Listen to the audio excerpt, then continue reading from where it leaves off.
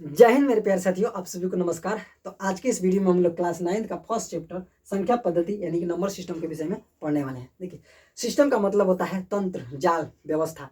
किन चीज़ों की व्यवस्था भाई? तो संख्याओं की व्यवस्था। देखिए, गणितज्ञों ने जो है कई प्रकार की संख्याओं को खोजा और उनके गुणधर्मों को भी क्या किया, बतला दिया और मतलब खोजा उनके गुणधर्मों और जितनी प्रकार की संख्याओं को खोजा उनको क्या कर दिया, व्यवस्थित कर दिया। तो संख्याओं की वही व्यवस्था क्या कहलाई? नंबर सिस्टम कहलाई, यानी संख्या पद्धति कहलाई।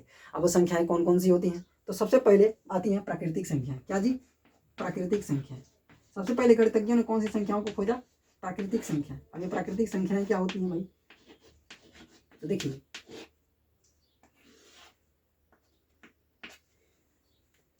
हमारे नाना परदादा जो पूर्वज थे सबसे पहले गणना करते थे, वो भी गिनती के द्वारा। क्या जी? गिनती के द्वारा वो गणना करते थे। कोई भी वस्तुओं का वो गणना जब करते थे तो गिनती के द्वारा ही वो क्या करते थे, किसी भी वस्तुओं का गणना करते थे। और चूंकि प्रकृति के वस्तुओं का इस्तेमाल करके, इसी कारण से इनसे जितने भी मतलब उन गणना के द्वारा, गिनती के द्वारा जितनी भी संख्याएं प्राप्त हुई उनको क्या बोला गया?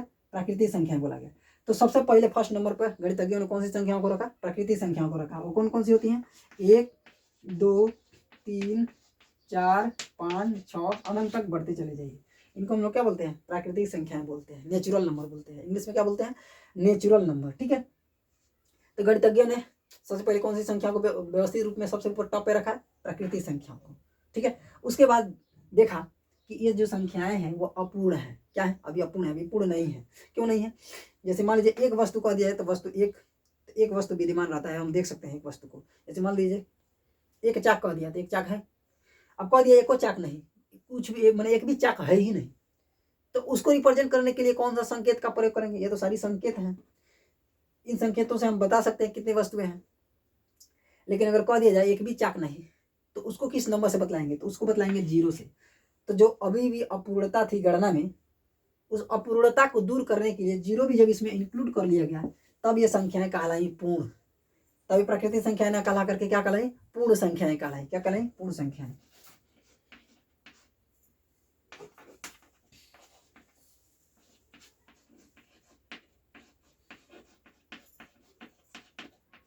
पूर्ण संख्याएं क्या होती हैं?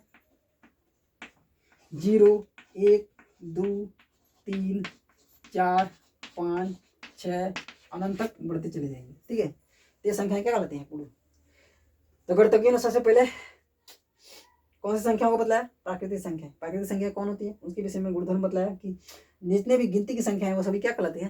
प्राकृतिक संख्याएं कहलाती है। इनमें 0 को भी इंक्लूड कर दिया, तो अब ये संख्याएं क्या कहलाई? पूर्ण संख्याएं कहलाई। क्या कर दिया? क्योंकि अपूर्ण, अभी इनमें अपूर्णता था, जब 0 को मिला दिया तो ये संख्याएं क्या कहला दी हैं? अब ये संख्याएं पूर्ण संख्याएं कहला रही हैं। ठीक है। फिर उन्होंने गौर से, कोई भी चीज़ों को जब गणितज्ञ अध्ययन करते हैं तो बड़ा बारीकी से अध्ययन करते हैं, बड़ा गौर से अध्ययन करते हैं। देख रहे हैं कि जितने भी संख्याएं थी वो क्या थी? धनात्मक थी। क्या जी? धनात्मक। कैसे धनात्मक थी? क्योंकि किसी भी नंबर के आगे जब कोई चिन्ह नहीं रहता है उसको बोलते हैं धनात्मक संख्याएं। वो क्या है? जैसे मान लीजिए 5, इसके आगे कोई चिन्ह नहीं है तो यह धनात्मक हमेशा माना जाता है। ऐसा माना जाता है कि इसके आगे धन चिन्ह क्या है? लुप्त है। तो देखा ये संख्याएं पूर्ण संख्याएं तो हो गई, यानी इनको हम लोग 0 मिला देने के कारण इनको पूर्ण संख्या तो कह दिया, लेकिन साथ ही साथ देख रहे हैं कि सभी धनात्मक है, इसलिए इनको धन पूर्ण संख्या भी कहा गया। क्या कहा गया? धन पूर्ण संख्या भी कहा गया। क्या कहा गया? धन पूर्ण संख्या भी इनको कहा गया। समझ में आया? अब देखिए, और गौर से देखा उन्होंने तो देख रहे हैं कि सारे अंक जो है पूर्ण अंक है, अपने आप में पूर्ण मान देते हैं, खड़े खड़े मान देते। जैसे कहने का मतलब 2 कह दिया, 2 का मतलब खड़े खड़े बराबर बराबर 2 वस्तुएं। 3 कह दिया तो 3 का मतलब हुआ खड़े खड़े 3 गो, खड़ा खड़ा 3 वस्तु। छोटा, इसमें ऐसा नहीं रहेगा कि 2 कह दिया तो एगो छोटा वस्तु रहेगा, एगो बड़का वस्तु रहेगा। 3 कह दिया तो उसमें 2 बड़ा रहेगा, एक छोटा रहेगा, तो 3 वस्तु कहलाएगा। नहीं, 3 कहने का मतलब 3 अपने आप में पूर्ण मान देगा, 3 बराबर बराबर मान देगा। इस कारण से इनको पूर्णांक संख्याएं भी कहा गया। क्या कहा गया? पूर्णांक संख्याएं भी कहा गया। क्यों? क्योंकि ये सभी जो है अंक अपने आप में पूर्ण मान देते हैं, इस कारण से इनको धन पूर्ण संख्याएं भी कहा गया या धन पूर्णांक संख्याएं भी कहा गया। यहाँ पर अगर हम लोग क लगा दें तो ये धन पूर्ण संख्याएं भी कहला सकती है या धन पूर्णांक संख्याएं भी कहला सकती है। ठीक है। इन्हीं के आगे माइनस चाप दिया। क्या? माइनस चाप देने का मतलब माइनस लगा दिया। जब इन्हीं के आगे माइनस लगा दिया तब ये धन पूर्णांक संख्याओं से ऋण पूर्णांक संख्याएं प्राप्त हो गई। कौन सी संख्या? ऋण पूर्णांक संख्याएं।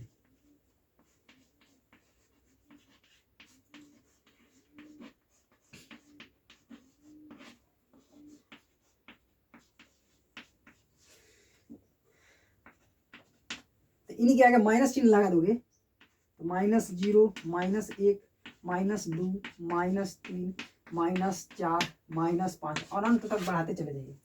अब ये संख्याएं क्या कहलाएंगी? ऋण पूर्णांक संख्याएं कहलाएंगी। ठीक है, क्या कहलाएंगी? या ऋण पूर्णांक संख्याएं या ऋण पूर्ण संख्या भी कह सकते हैं, क्योंकि इनके आगे भी 0 आ गया है, इनके साथ भी 0 आ गया है, इसलिए ये पूर्ण होंगे। ठीक है, तो इनको ऋण पूर्ण संख्या भी कह सकते हैं या ऋण पूर्णांक संख्याएं भी कह सकते हैं। तो गणित के कितने प्रकार की संख्याओं को व्यवस्थित करके बतलाया? सबसे पहले प्राकृतिक संख्या को दिखाया, उसके बाद धनपूर्ण संख्याओं के विषय में बतलाया, उसके बाद बतलाया ऋण पूर्णांक संख्याएं क्या होती हैं। तो -0 से लेकर के अनंत तक की जितनी भी संख्याएं हैं वो क्या है? ऋण पूर्णांक संख्या है या ऋण पूर्ण संख्या है। ठीक है, फिर कहा इन्हीं नंबर में से उठा करके ऊपर नीचे रख दो। क्या कर दो? ऊपर नीचे रख दो, केवल 0 को छोड़ करके। ऐसे ध्यान से समझिए। कहा गणितज्ञों ने एक और नई संख्या को हम तुम लोगों को बतला रहे हैं। क्या उन्होंने बतलाया? एक और नई संख्या हम तुमको बतला रहे हैं, वो है परिमेय संख्या। क्या जी? परिमेय संख्या। अब ये परिमेय संख्या क्या होती है? उन्होंने कहा इन नंबर्स में से किसी भी 2 नंबर को उठाओ। कितने? 2 नंबर को, और ऊपर नीचे रख दो। जैसे मान लीजिए हमने उठाया 4, इसके नीचे रख दिया 2, फिर हमने उठाया मान लीजिए 3 और इसके नीचे रख दिया हमने 1, फिर हमने उठाया 6, इसके नीचे रख दिया -2। ठीक है, तो उन्होंने कहा गणितज्ञों ने कि इस तरह की जितनी भी संख्याएं होंगी उनको हम लोग कहेंगे परिमेय संख्या है। डिटेल में ज़्यादा चर्चा नहीं कर रहे हैं, हम ये समझ रहे हैं कि आप लोग आज तक बढ़िया तरीके से पढ़ चुके हैं, तो संख्याओं के विषय में परिचय कर चुके हैं। हम बस केवल मलाई जो कहता है ना, बस वही बतला रहे हैं। तो उन्होंने कहा ऊपर नीचे इन संख्याओं में से रख दीजिए, वो सारी संख्याएं क्या कहलाएंगी? परिमेय संख्याएं कहलाएंगी। बशर्ते एक शर्त होना चाहिए। क्या? ये जो आधार ऊपर वाला जो है अंश कहलाता है, नीचे वाला जो है क्या कहलाता है? हर कहलाता है। इस तरह की जितनी भी संख्याएं बनेंगी इसमें 2 प्रकार की 2 संख्याएं होंगी। ऊपर वाले को बोलेंगे अंश, नीचे वाले को बोलेंगे हर। तो हर में 0 मत रखना, क्योंकि उन्होंने आगे समझेंगे आप लोग, या बतला ही दे रहा हूँ, 0 के लिए डिफाइन नहीं किया गया है।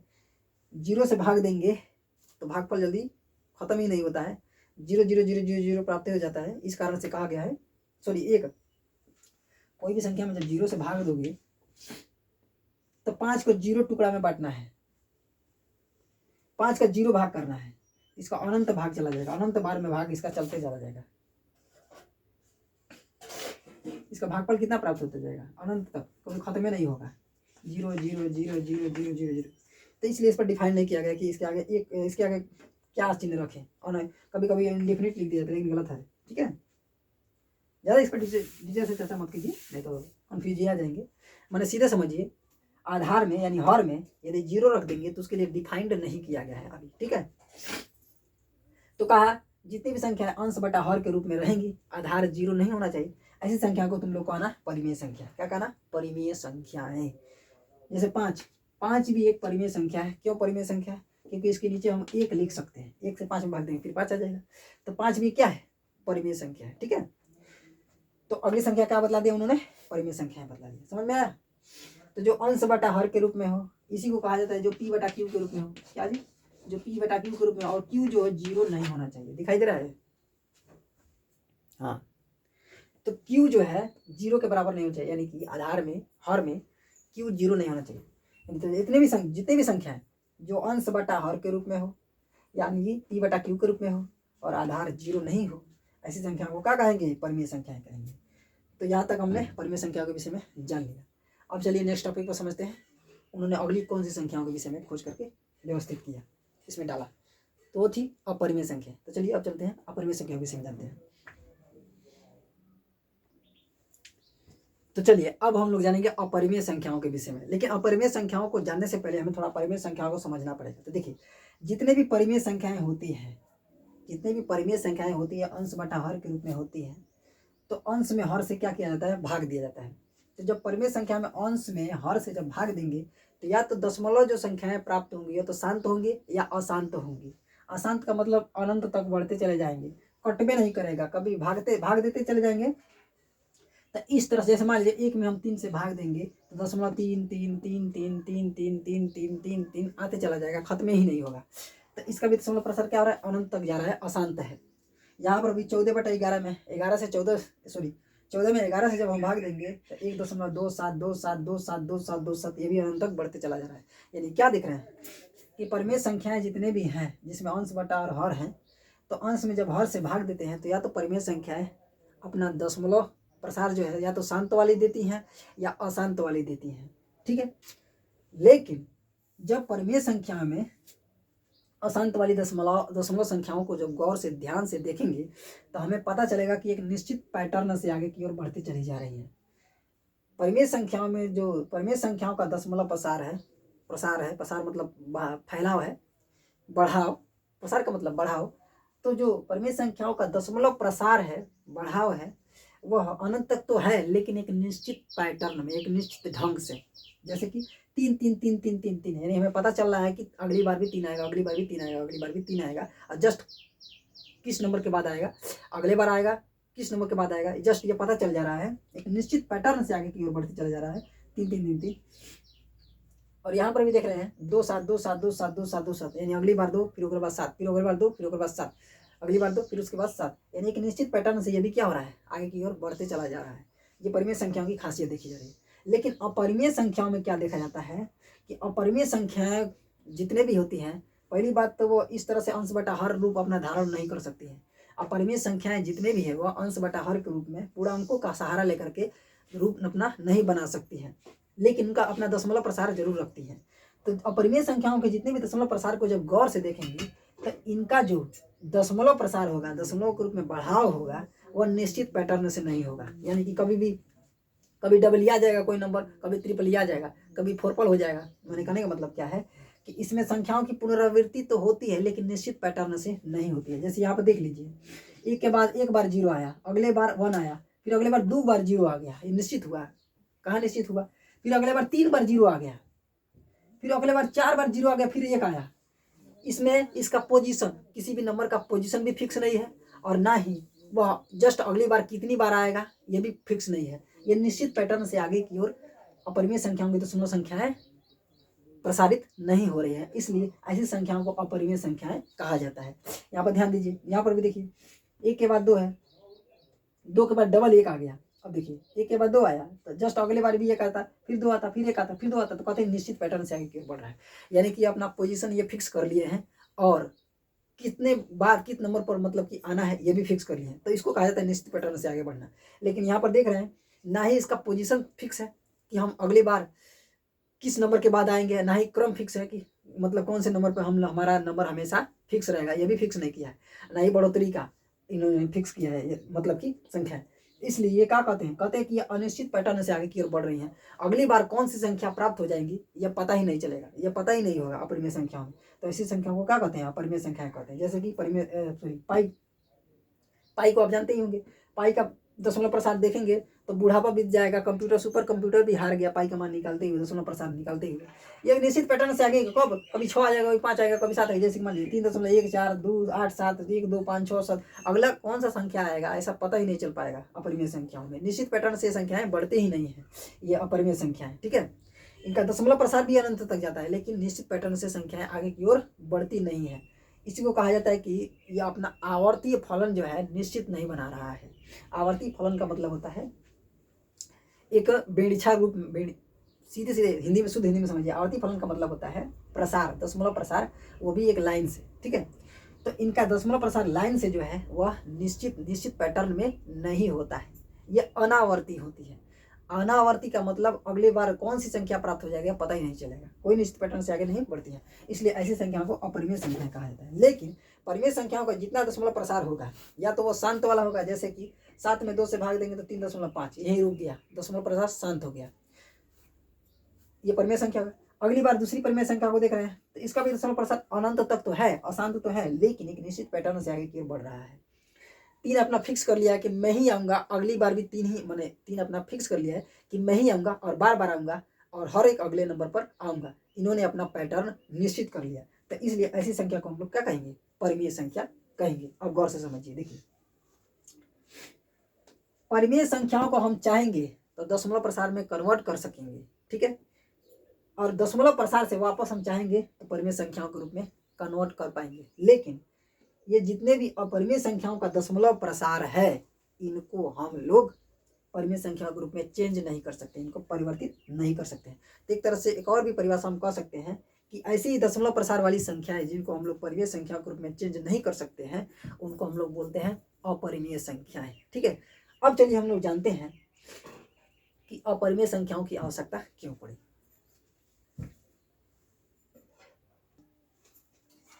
तो देखिए अब हम लोग जानेंगे कि अपरिमेय संख्याओं की आवश्यकता क्यों पड़ी। तो इसमें थोड़ा सा आप लोगों को दिमाग लगाना पड़ेगा। देखिए यहाँ से आप संख्या रेखा के विषय में तो जानते ही होंगे।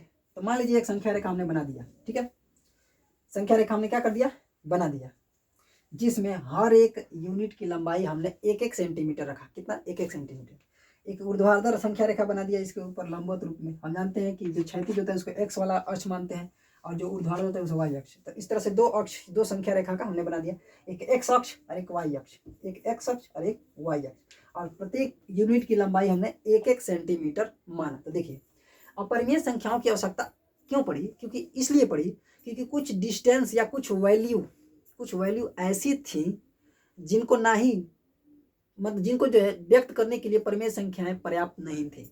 यानी कि उस परिमाप को, उस मान को, उस वैल्यू को परिमेय संख्याओं के द्वारा रिप्रेजेंट करना जो है संभव नहीं था।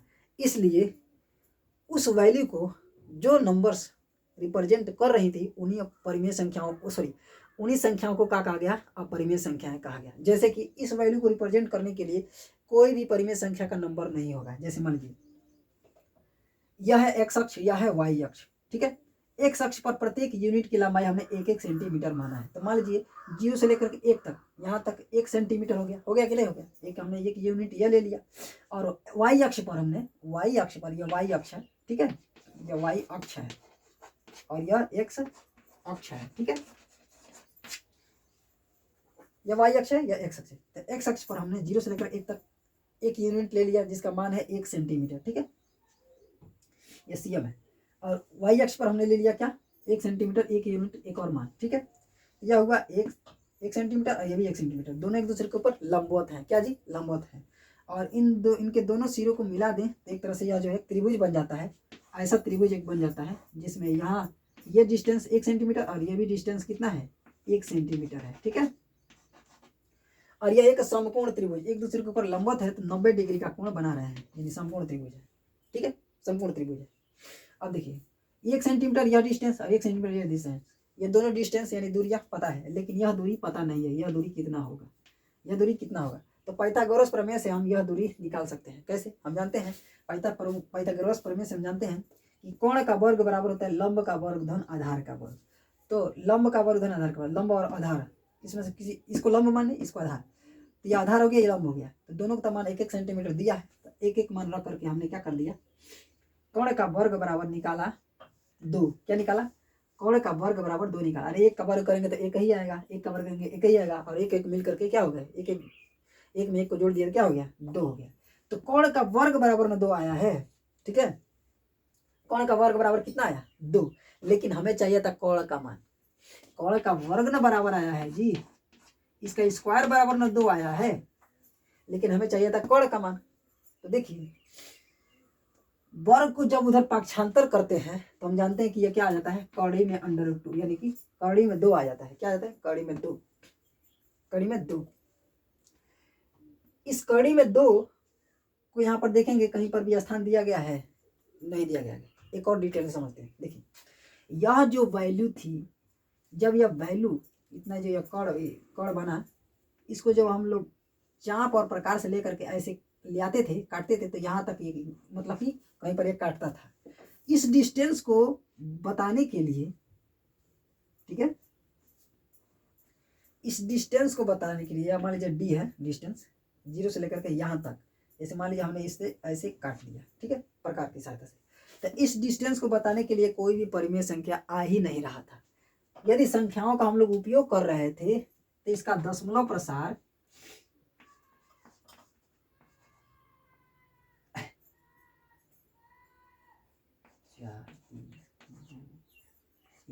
ऐसे इसका मतलब कि जब भी हम इस डिस्टेंस को बतलाने के लिए नंबर्स का इस्तेमाल कर रहे थे, प्रयोग करते जा रहे थे, तो पर्याप्त ही नहीं हो रहे थे, थोड़ा भी दूरी बच जा रहा था।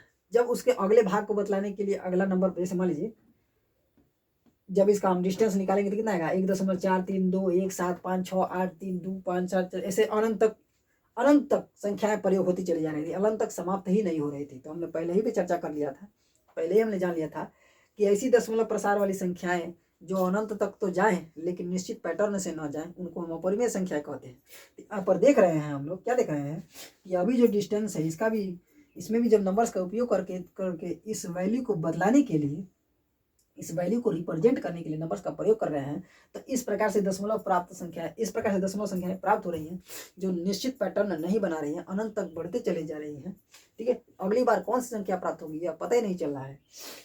ठीक है, बिल्कुल अपरिमेय संख्याओं की तरह यह वैल्यू है, इसलिए ऐसी वैल्यू को भी क्या बोला गया, अपरिमेय संख्याएं बोला गया। क्यों कहा गया, देखिए कुछ ऐसी वैल्यू थी जिसको जो है हमने क्या कह दिया कि परिमेय संख्याएं व्यक्त नहीं कर पा रही थी। जैसे मान लीजिए हम लोग परिमेय संख्या के रूप में नंबर्स को उठा लिया 1 2 3 4 5 6 इनको उठा लिया और हम उस वैल्यू को बतलाना चाह रहे हैं, पुट करना चाह रहे हैं, तो पुट मतलब सॉरी उस वैल्यू को हम बतलाना चाह रहे हैं, इस वैल्यू को रिप्रेजेंट करना चाह रहे हैं।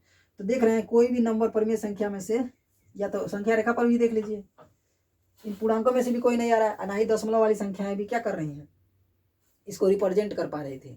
दशमलव के रूप में हम चाह रहे थे रिप्रेजेंट कर रहे थे, लेकिन ऐसी दशमलव संख्या प्राप्त हो जा रही थी जो परिमेय संख्याओं वाली नहीं थी, वो अलग ही प्रकार की, डिफरेंट प्रकार की ही वो दशमलव संख्याएं अनंत तक जाती थी। तो ऐसे ही संख्याओं को क्या कहा गया, अपरिमेय संख्याएं कहा गया। यानी वो वैल्यू जिनको परिमेय संख्याएं या परिमेय संख्याओं का दशमलव प्रसार रिप्रेजेंट न कर पाए, उसको व्यक्त करने के लिए जो अन्य दशमलव वाली प्रसार संख्याएं होती हैं उन्हीं संख्याओं को अपरिमेय संख्याएं कहा जाता है। समझ में आया। तो कुछ ऐसी भी वैल्यू, कुछ ऐसे भी मान हैं जिनको परिमेय संख्याएं व्यक्त नहीं कर पाती हैं, तो उनको व्यक्त करने के लिए जो दशमलव संख्याएं आती हैं उन्हीं को बोला जाता है क्या, अपरिमेय संख्या कहा है। ठीक है, और अपरिमेय संख्याओं को हम परिमेय संख्या के रूप में कन्वर्ट नहीं कर सकते हैं, लेकिन जो परिमेय संख्याएं होती हैं उनको हम लोग दशमलव रूप में परिवर्तित कर भी सकते हैं और दशमलव से परिमेय संख्या के रूप में बदल भी सकते हैं। तो ऐसी संख्याओं को हम लोग क्या बोला जाता है, परिमेय संख्या कहा जाता है। समझ में आ गया। तो अपरिमेय संख्या और परिमेय संख्या के विषय में हम लोगों ने जान लिया। अब हम लोग मिलेंगे नेक्स्ट वीडियो में। आज के लिए इतना ही। जय हिंद।